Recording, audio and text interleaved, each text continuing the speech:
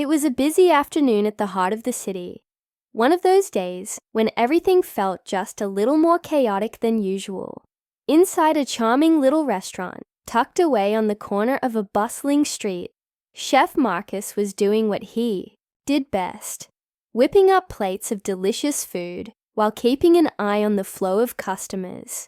The place had a warm, welcoming vibe, the kind of spot where people from all walks of life came together to enjoy a good meal. But on this particular day, something was about to shatter that sense of harmony. Just as Marcus was garnishing a dish, his attention was drawn to a commotion near the entrance.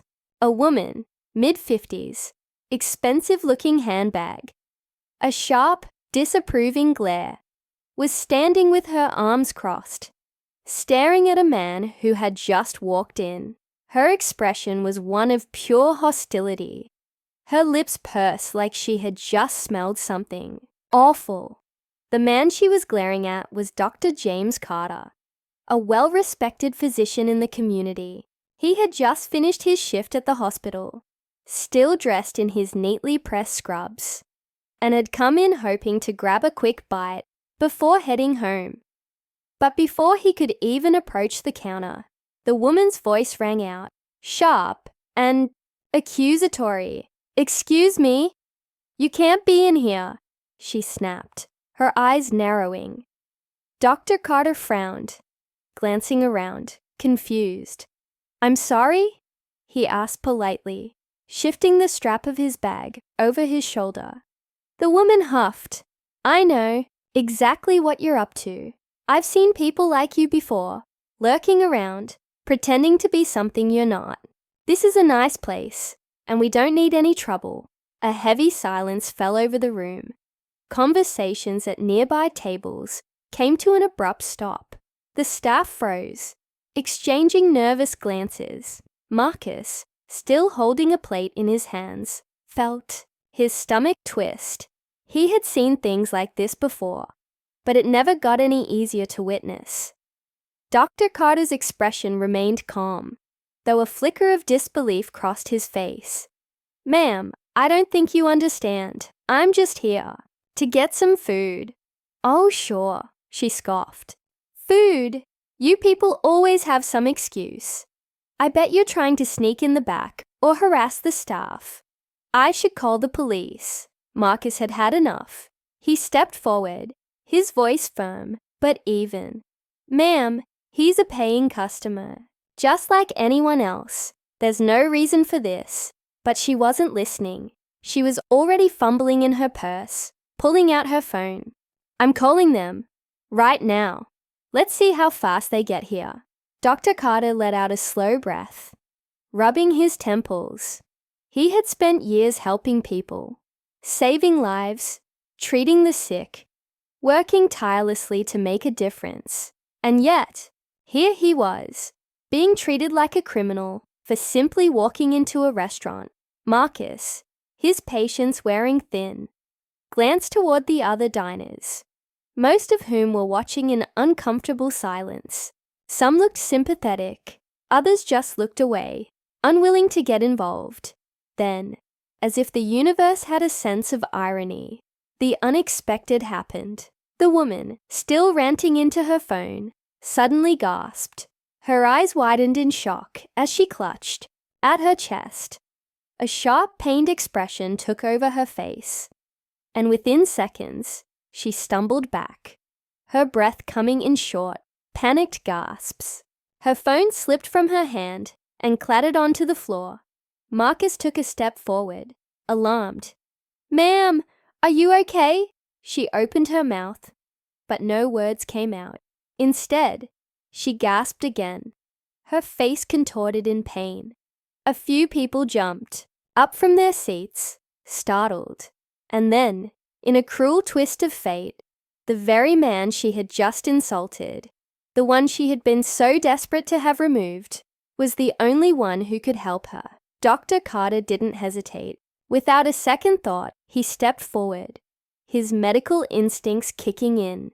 "She's having a heart attack," he said quickly, his tone all business now. Someone call 911. But the woman, barely able to speak, was looking at him with sheer panic in her eyes. A mix of fear and realization crossed her face as the truth dawned on her.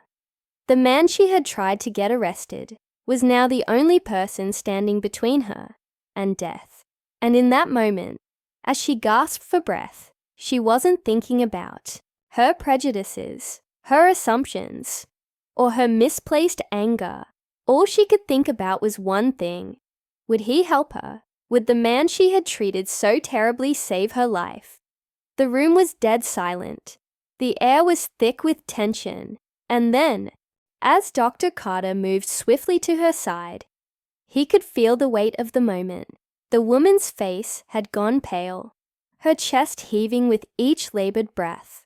For a second, everything else in the restaurant faded away.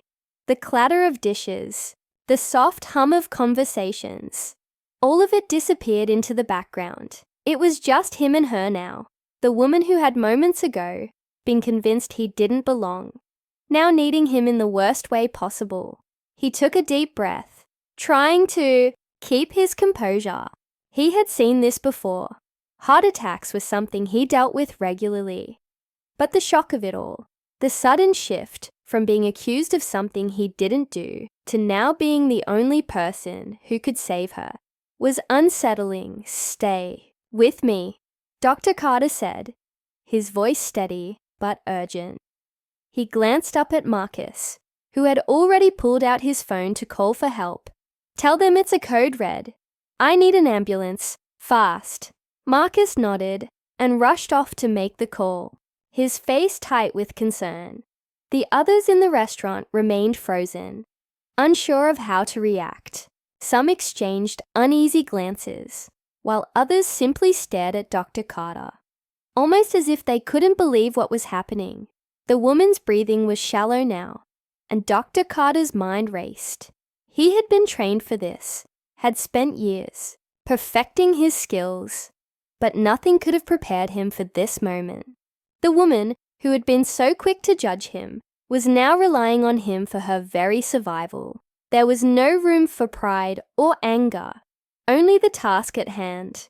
He took another step closer, checking her pulse. It was weak, irregular. Her body was shaking, and her skin had taken on a cold, clammy sheen.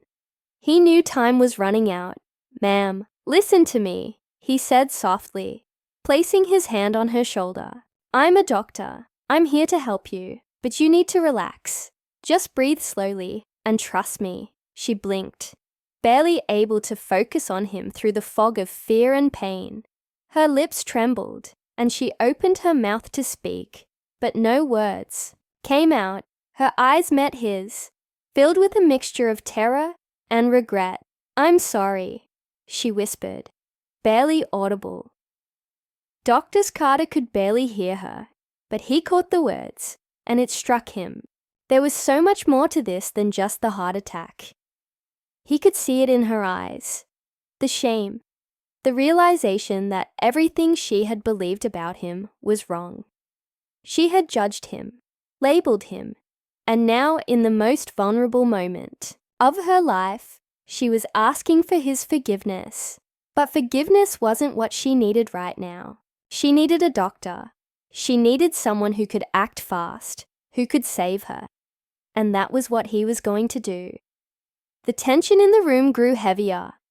As the moments stretched on, the woman's breaths grew more erratic, and Dr. Carter kept talking to her, trying to keep her focused, trying to calm her down, though he knew time was slipping away. "Just hold on," he whispered. Behind him, the restaurant had fallen into a hushed stillness. The few customers who were still seated exchanged uncertain looks, unsure of how to react. Some of them had seen what had happened, heard the woman's accusations, and they were grappling with what they had witnessed. It wasn't just a medical emergency anymore. It was a moment that was challenging their own perceptions, forcing them to confront their biases, their assumptions about the people around them. Was it possible to change, to shift from a place of hate to one of understanding. In a moment like this, could they too learn from this unexpected turn of events? Meanwhile, outside, Marcus had returned to the table, pacing restlessly as he waited for the ambulance to arrive. His mind was reeling with the events of the past few minutes. He had known Dr. Carter for years, had worked alongside him during countless shifts, and he had always known him to be calm, collected, and capable under pressure. But this was something else entirely.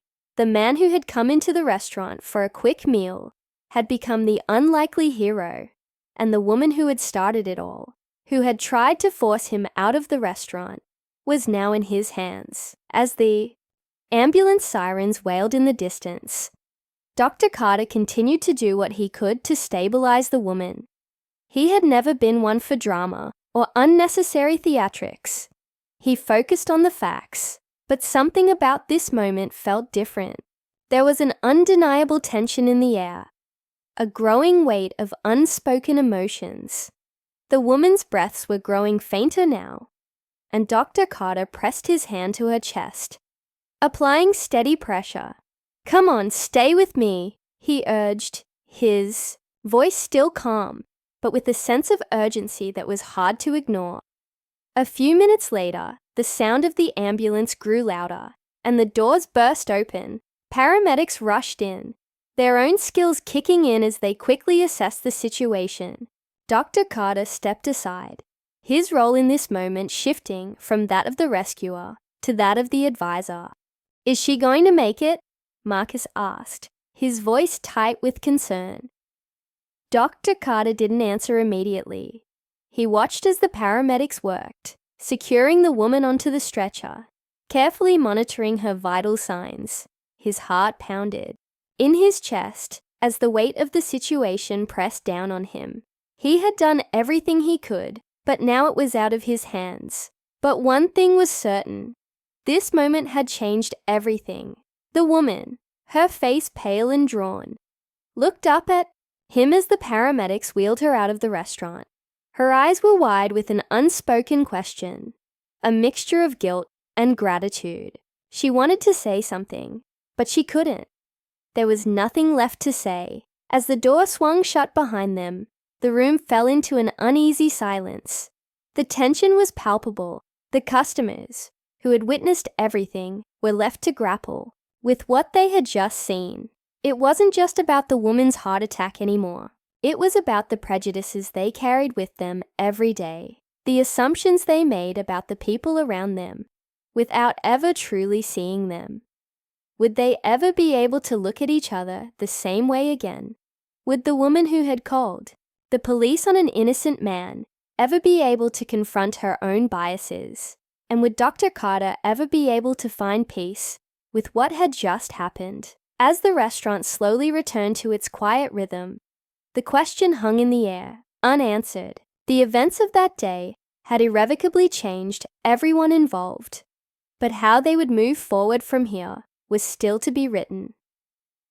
As the paramedics loaded the woman into the ambulance, Dr. Carter watched quietly, his mind still racing. Had done everything he could, but there was an unsettling feeling deep in his chest. It wasn't just the weight of the woman's life hanging in the balance. It was everything that had led up to this moment. The way she had treated him, how she had judged him simply based on his appearance, without knowing a thing about him. It didn't sit right with him, and it wasn't something he could just forget. But he also knew he couldn't hold on to that anger forever. It was up to her now to face what she had done, and how her own prejudices had led her down this path. Back in the restaurant, the quiet murmurs had started again. A few of the customers exchanged nervous glances, unsure of what to say or do. They had witnessed something monumental, something that had shaken them to their core, but none of them knew how to react. Marcus stood by the window, looking out as the ambulance drove away. He turned back to the room, his face serious. "You did the right thing," he said to Dr. Carter, who had been standing motionless by the door. Dr. Carter didn't respond right away. His thoughts were elsewhere. On the woman. On the way the world had flipped upside down in a matter of minutes. He had hoped that, in a moment of crisis, people would see the truth of who he was. That perhaps, in the face of something so life-threatening, the walls of judgment would come down. But even he knew it wasn't that simple. Prejudices were deep-seated, and the road to change wasn't going to happen overnight. He sighed and ran a hand through his hair. I just don't get it, Marcus.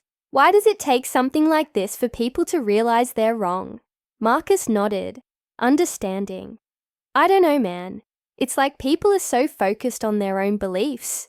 They can't see the truth until something forces them to. Sometimes it takes a wake-up call.